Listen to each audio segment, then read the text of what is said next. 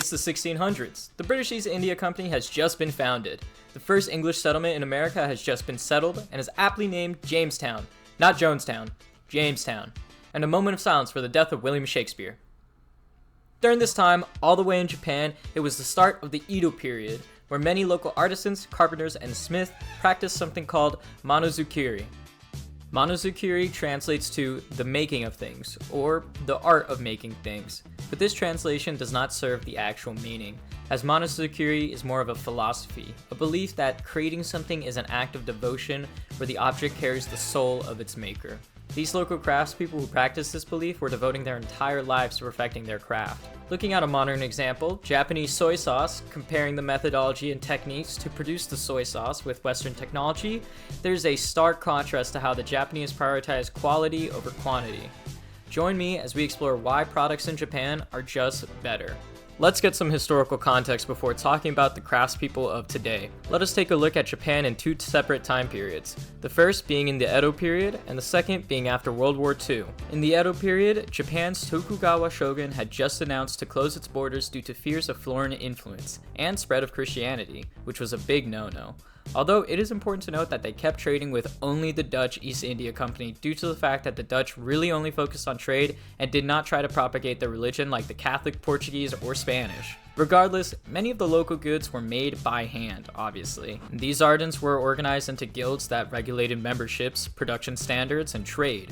The Tokugawa government issued edicts controlling luxury goods such as restrictions on lavish clothing or gold use, so artisans learned to innovate within those limits. A great example of this is restriction on silk garments, encouraged the rise of sophisticated cotton dyeing and weaving industries within Japan. At this time, different regions became specialized and known for particular goods. Kyoto was known for fine textiles and kimonos. Kanazawa became an area for gold leaf production. Although it should be noted that the shogunate banned gold leaf production outside of Tokyo and Kyoto around 1696, but Kanazawa continued the craft in secret, preserving the techniques and eventually becoming the center of Japan's gold leaf industry, which is still alive and a vital part of the city's culture today. Seto, a city in the Aichi Prefecture, specialized in ceramics and porcelain, and Edo, aka Tokyo, made woodblock prints, lacquerwood, and paper products. And finally, Osaka was the merchant capital.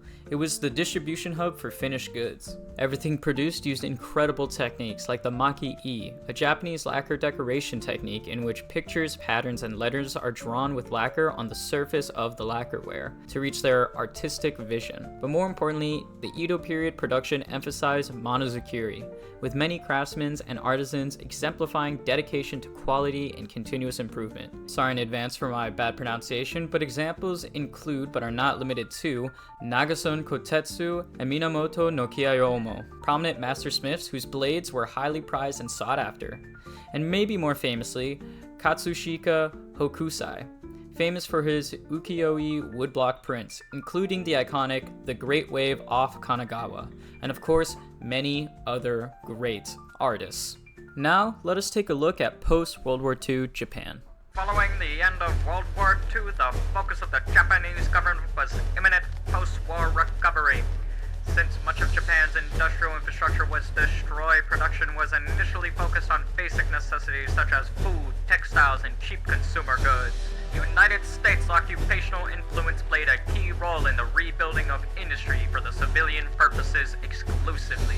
During the 1950s to 1970s, across the waters, the Korean War raged on. United States military procurement orders from Japan, which in turn jump-started industries like steel, machinery, and chemicals. Alright, on a serious note, even during this industrial time, the Japanese used specific production methods such as just-in-time manufacturing developed by Toyota to reduce waste and increase efficiency. The Japanese also had many work philosophies and ethics, one of which is Kaizen, a philosophy focused on continuous incremental improvements in all aspects of life, especially in the workplace. However, the spirit of monozukuri in modern manufacturing continues. Even though production scaled up massively, the Edo period ethos of craftsmanship persisted in a modernized form. Products were made with precision and durability, earning Japan a global reputation for high-quality, reliable goods by 1970s. During this time, Toyota and Honda entered the US market as affordable alternatives, eventually outcompeting the Detroit automakers in efficiency and reliability. While industrial centers dominated, traditional crafts still continued. Textiles such as kimonos and indigo dyeing survived as cultural exports. Ceramics and lacquerware shifted towards the tourism markets. Artisanal goods were preserved as a part of Japan's cultural heritage, often supported by government subsidies. As local industries adapted to modern consumer tastes, they still retained traditional methods. Again, such as Kanazawa's gold leaf industry that still thrives to this day. So what does generations of practicing these philosophies culminate into? It culminates into a culture where design is not just a matter of utility, but of respect. Respect for the craft, respect for the materials that went into it, and respect for the person who will ultimately use the product. And this is where we return to another word, shokunin. Shokunin translates simply to craftsman, but in Japan it means far more. To be a shokunin is to carry a lifelong responsibility to your craft and to society. The idea is not just make it work, but make it the best it can be, because people depend on it. A carpenter building a house, a chef preparing sushi, a blacksmith forging a knife. All of them see their work as a service, not just production. And when you combine monozukuri, the philosophy of making things, with shokunin, the devotion of the craftsman, you get a system where products feel like they're made with soul.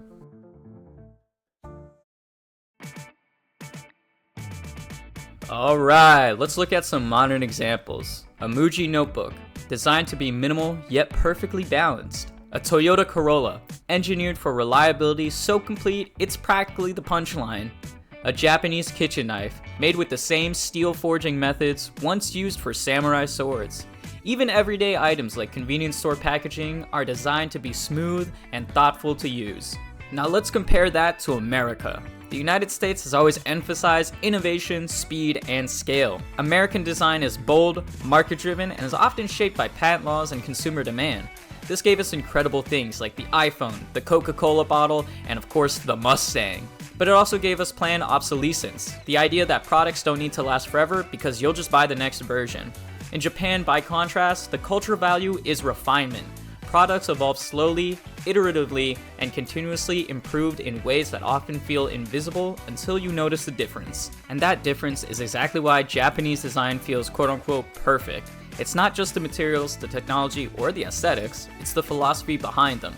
Hundreds of years of monozukuri and shokunin have created a culture where every object, no matter how small, carries with it a promise that this was made with care and it was made for you. So next time you pick up a Japanese pen, turn on a Japanese car, or even open a bottle of soy sauce, remember, you're not just using a product.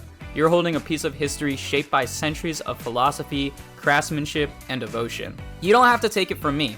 Take it from someone we can all rally behind. Keanu Reeves explores monozukuri in a series on YouTube where Keanu comes back to Japan to explore and learn more about the nature and spirits of Japan.